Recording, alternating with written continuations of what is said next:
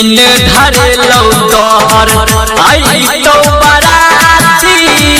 पियावा के साथ चले जई मगजान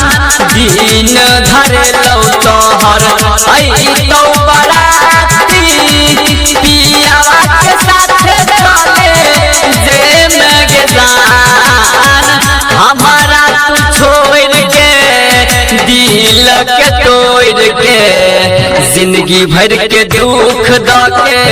जे मगजान हमारा तू छोड़ के दिल के तोड़ के जिंदगी भर के दुख दके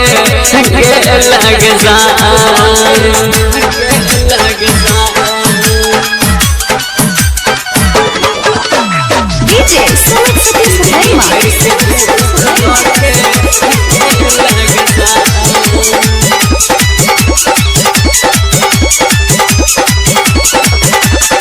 सोचने नहीं छलिए कहियो एतये हनदी नगे जिया पड़ते हमरा रानी कहियो तोरा भी नगे कहियो तोरा लोरिया सोचने नहीं छलिए कहियो एतये हनदी नगे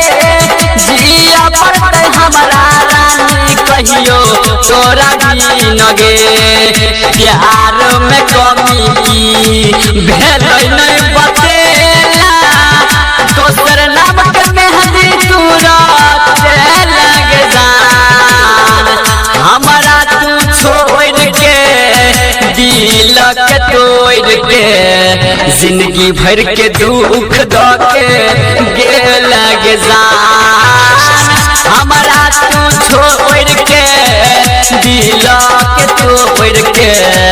जिंदगी भर के दुख दके लग जान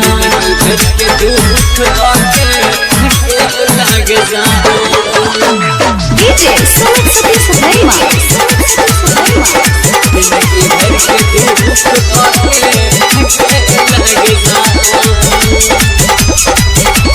कह चला तोरे संगे जिंदगी जीवो पूरा तब किया राधे रुस्तम रही गल अधूरा कह चला तोरे संगे जिंदगी जीवो पूरा तब किया राधे रुस्तम रही गल अधूरा राइटर राजेश निराला भटकै छोरनिया कतहु न लागे ओकर मनवा गे जान हमारा तू छोड़ के दिल के तोड़ के